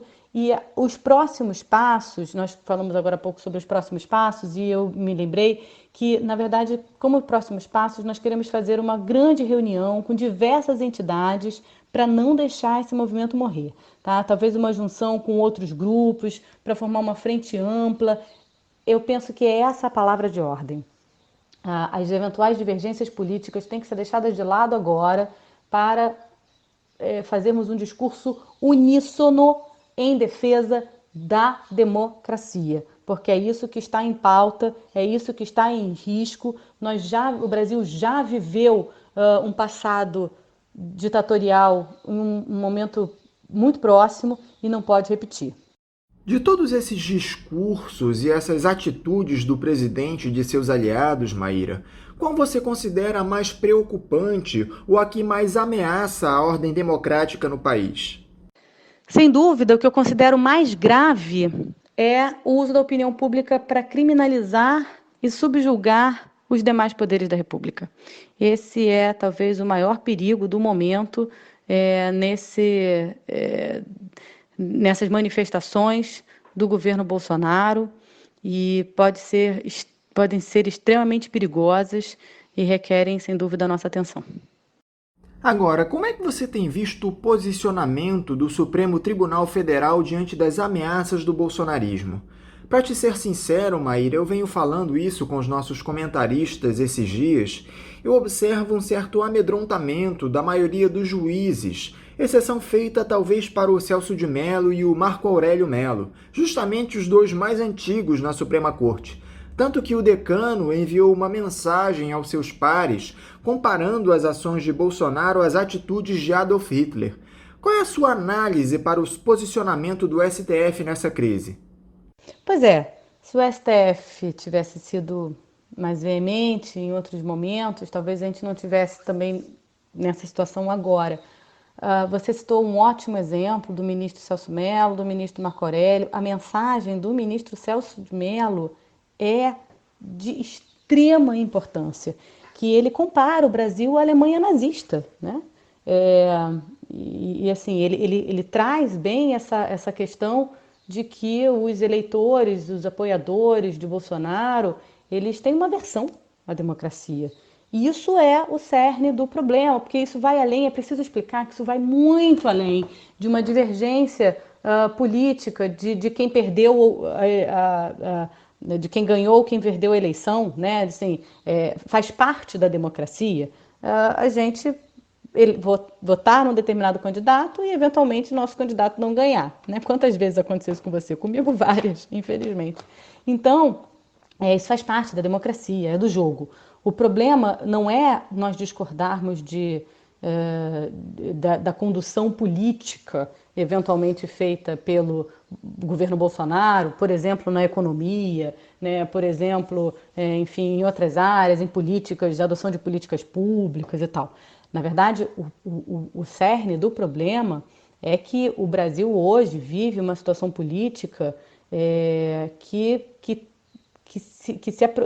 em que há manifestações públicas, políticas, favoráveis a uma intervenção militar, né, a instauração de uma ditadura militar no país. É esse o cerne, né? Esses atos todos pedindo medidas inconstitucionais são muito graves, né? Então, intervenção militar, fechamento do Congresso, fechamento do STF, são medidas gravíssimas e o ministro Celso Mello aponta todas elas na mensagem, e eu espero que ela surta o efeito nos demais ministros do Supremo, né, que eles consigam perceber a gravidade do momento do país, né? Então, quando o ministro Celso Mello ele cita, num determinado momento da mensagem dele, ele diz: é preciso resistir à destruição da ordem democrática para evitar o que ocorreu na República de Weimar, quando Hitler, após eleito por voto popular, como foi o Bolsonaro, não hesitou em romper e em nulificar a progressista, democrática e inovadora Constituição de Weimar. Então, o risco hoje, o presidente Bolsonaro, que foi eleito por voto popular, não hesitar em romper e nulificar a nossa progressista, democrática e inovadora Constituição Cidadã. Essa mensagem enviada pelo Celso de Mello aos outros juízes do Supremo, no entanto, tem sido usada por bolsonaristas para pedirem a suspeição do ministro no inquérito das fake news. Você acha plausível esse pedido a partir dessa mensagem do Celso de Mello, Maíra?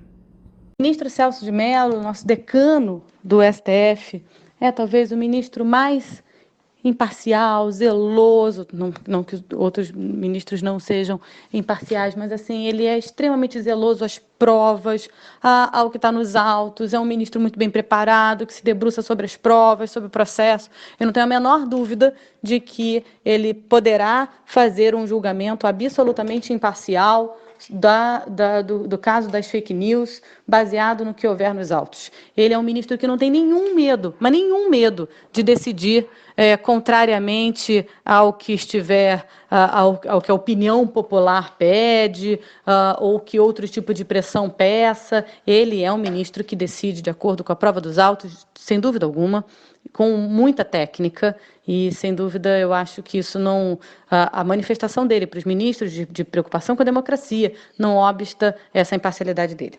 O ministro Celso Mello, decano da Corte, ao votar favoravelmente a concessão de habeas corpus ao presidente Lula, e eu acho que não há quem diga que o ministro Celso Mello possuía qualquer posição anterior partidária, o ex-presidente Lula nunca fez nenhuma manifestação nesse sentido, nem poderia fazer como ministro do STF, mas certamente nunca recebeu esse tipo de crítica, concordam? De que seria alinhado à esquerda, ao ex-presidente Lula, ou qualquer coisa parecida. E ao votar o habeas corpus, a concessão do habeas corpus, ele se referiu, e isso é o cerne que eu quero chamar a atenção, ao STF como, abro aspas, passo de proteção e defesas das liberdades fundamentais. E afirmou que, para que os julgamentos sejam imparciais, isentos e independentes, os magistrados não podem seguir, abro aspas de novo, para as palavras dele, as pressões resultantes do clamor popular e das pressões das multidões. O que o presidente Bolsonaro tem feito com essas manifestações e tudo mais é tentar fazer essa pressão no STF, né, para que o STF decida de acordo com essa pressão. E é o que o ministro Celso Mello rechaça em diversas manifestações.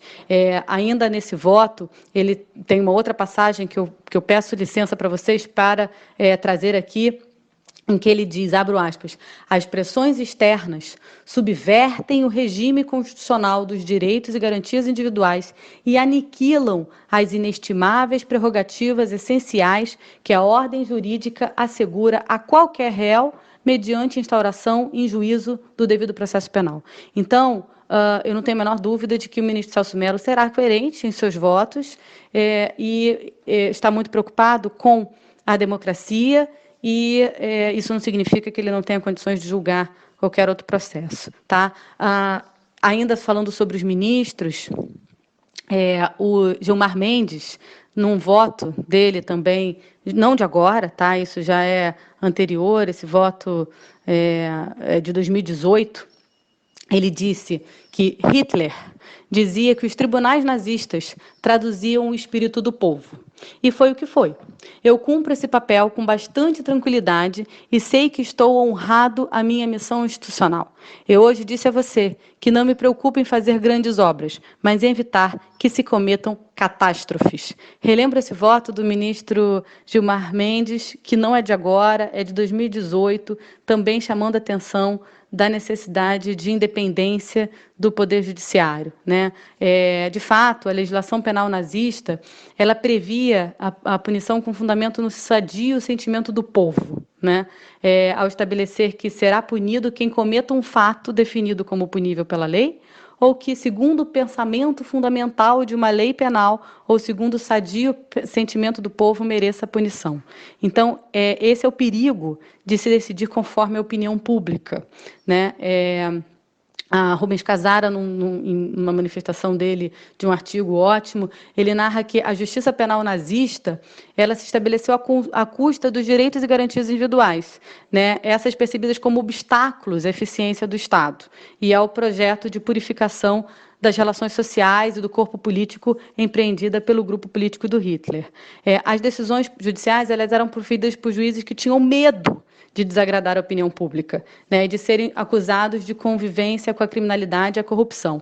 É esse medo que, em alguma medida, essas manifestações na porta do STF, com capuzes parecidos com a Ku Klux Klan, que é né, de estarrecer, tenta impingir no STF. E o STF, é este o momento do STF mostrar: nós não temos medo, né?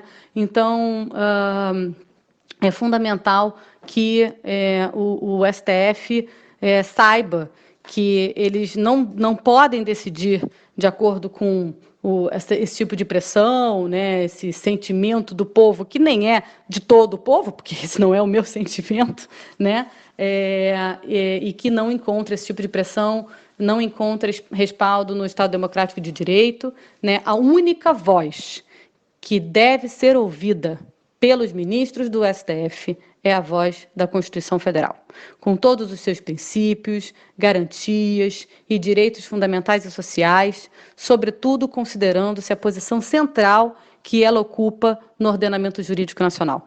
Esse é o cerne, essa deve ser a preocupação do STF no momento, e é por isso que nós, juristas, estamos dando nosso apoio à independência do STF e manifestando nossa preocupação com as tentativas de violação dos três poderes da República e da democracia.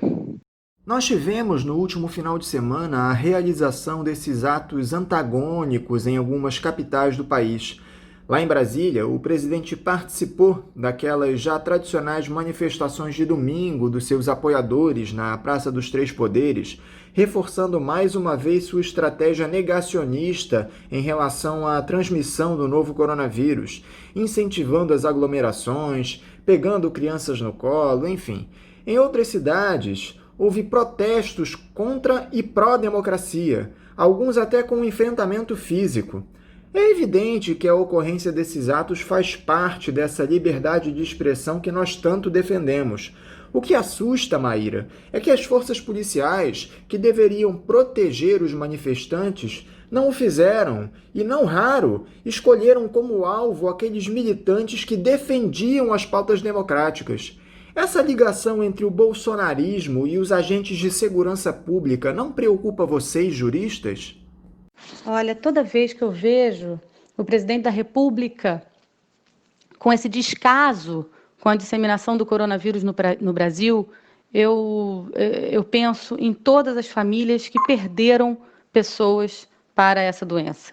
No momento, no Brasil, nós temos mais de 30 mil mortos, é um número muito alto. Eu conheço famílias que perderam pessoas queridas, pessoas muito próximas de mim também, que eu chorei a morte à distância, porque nesse momento nós sequer podemos fazer um velório, fazer um sepultamento como essas pessoas mereceriam.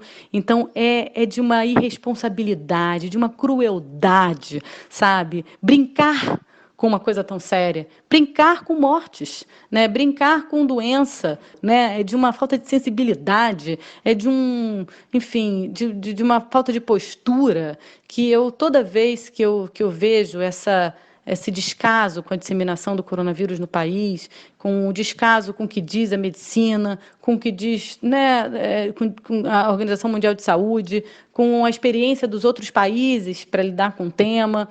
Certamente, se nós não tivéssemos tido essas manifestações do presidente lá atrás, nem no início, né, com manifestações com ele presente, etc., talvez nós não tivéssemos tido uma disseminação dessa tão alta, talvez pudéssemos ter também contido um pouco melhor, se nós tivéssemos uma presidência da República alinhada com os governos do Estado, com os municípios, com uma política una, né, para todos os entes da federação, nós não tivéssemos no quadro que estamos. Então, eu considero grave demais, dá vontade de chorar, sabe, porque realmente mais de 30 mil pessoas que morreram para o coronavírus não são números, né? São pessoas com famílias, são pais, são mães, são filhos, e o mínimo, mas o mínimo que se esperaria de um presidente da República seria respeito a essas mortes. O Bolsonaro fala o tempo inteiro em armar a população para que ela possa se defender. Mas está muito claro que a intenção dele é equipar essas milícias, esses grupos paramilitares que o apoiam. A bancada da bala no Congresso é grande e agora o Bolsonaro comprou aqueles deputados do Centrão com o famoso toma lá da cá. No ano passado, o presidente foi derrotado no parlamento ao tentar modificar o Estatuto do Desarmamento. Sua proposta foi desidratada pelos congressistas. Você acredita que agora o ex-capitão do Exército possa ter sucesso em uma nova tentativa de mudar as regras para o porte de armas no país? Olha, eu espero fortemente que ele não tenha sucesso nessa tentativa dele do armamento, né? Porque,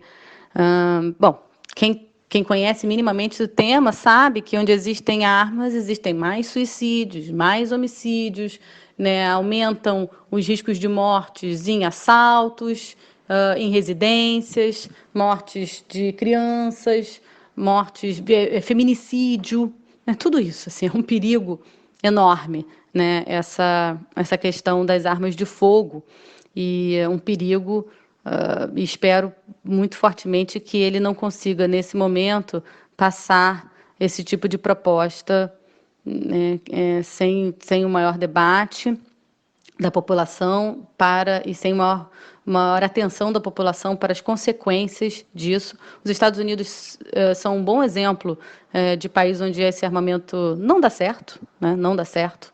E eu acho que a gente precisaria realmente também dar um pouco mais de visibilidade a essa discussão.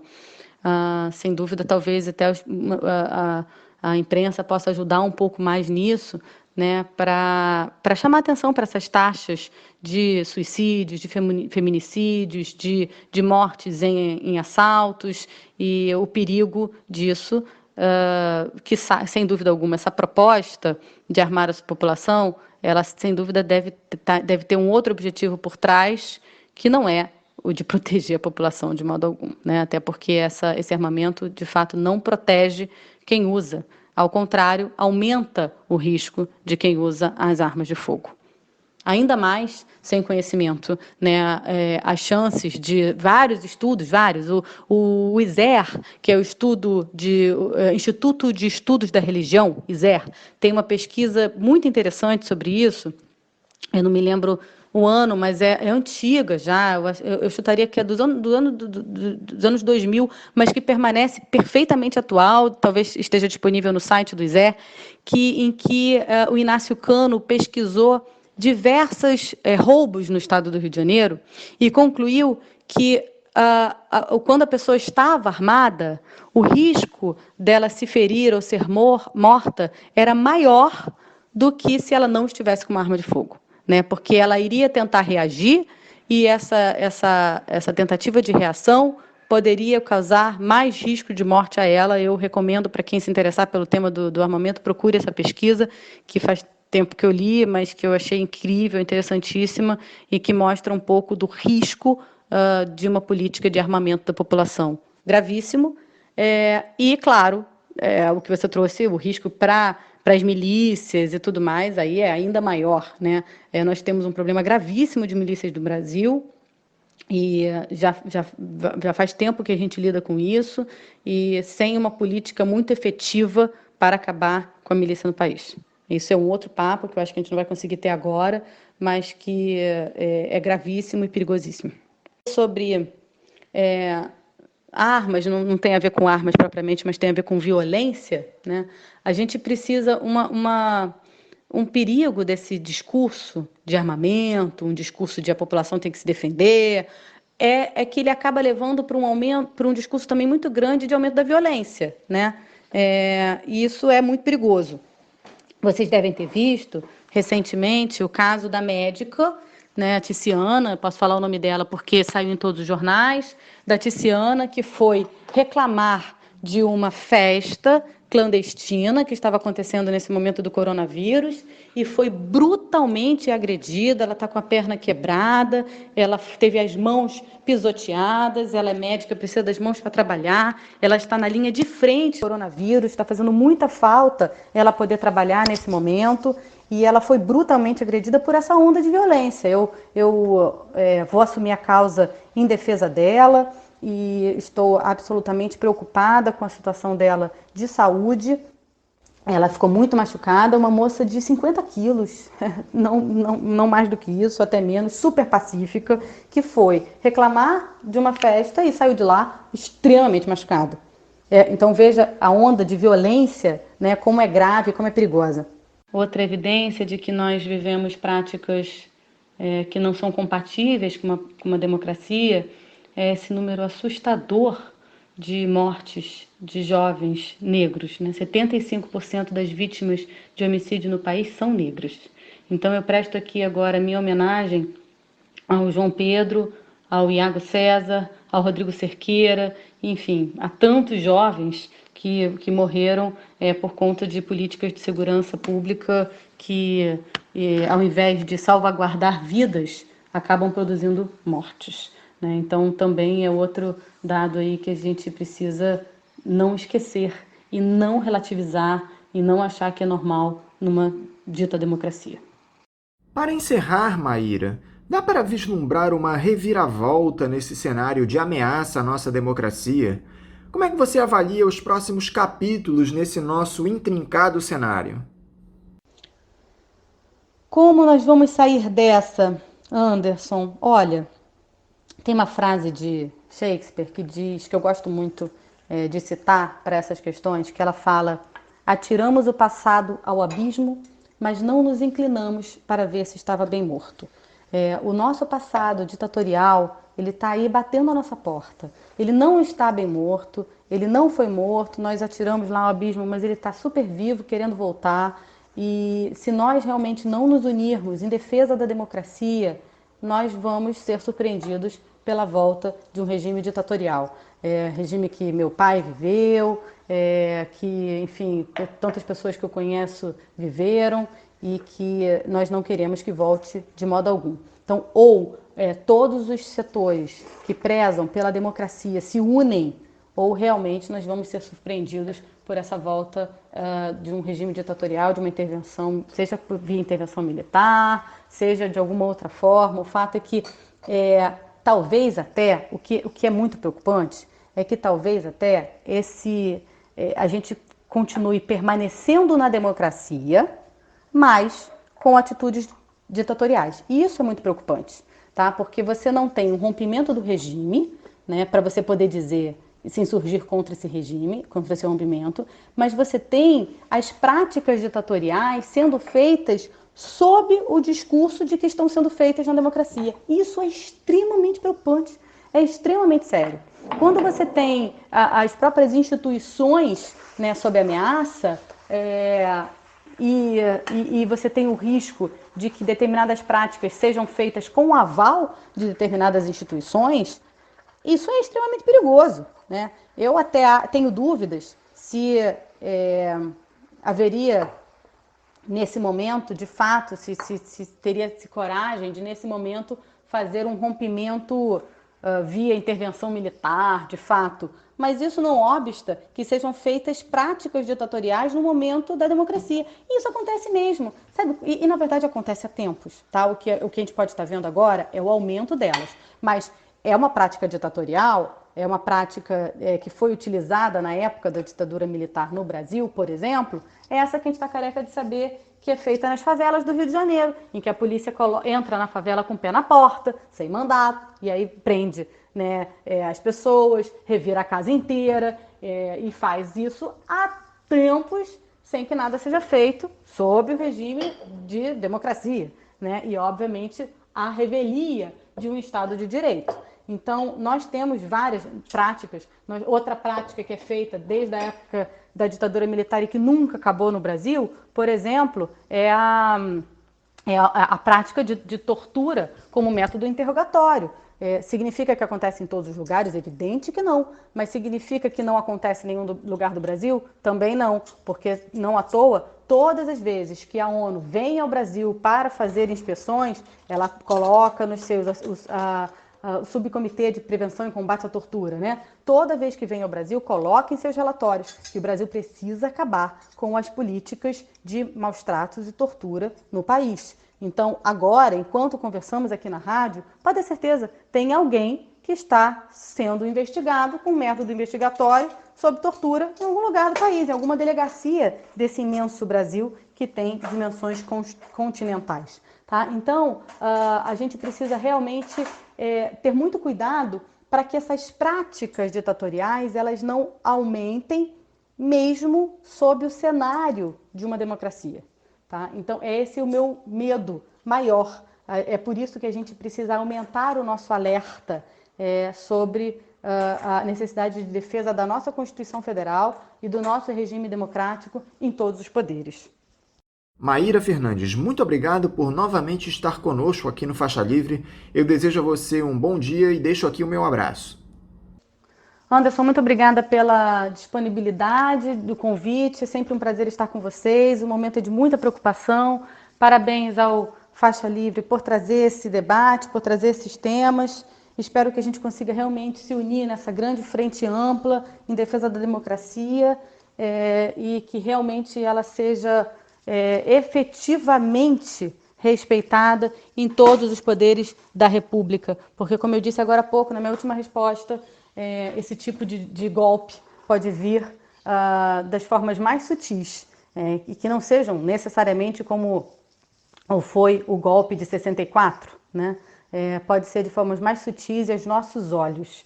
Então, a gente não pode deixar isso acontecer de braços cruzados. Contem comigo sempre e vamos nos unir em defesa da democracia e do Estado democrático de direito, da nossa Constituição cidadã e de todas as nossas conquistas dos últimos anos. Um abraço. Conversamos aqui com a advogada criminal e uma das signatárias do Manifesto Basta, Maíra Fernandes. Agora vamos encerrando a edição de hoje do Faixa Livre, convidando a vocês para amanhã, a partir das 8 da manhã, estarem ligados aqui na Rádio Bandeirantes 1360 AM para mais uma edição do programa. Um abraço a todos vocês e até amanhã!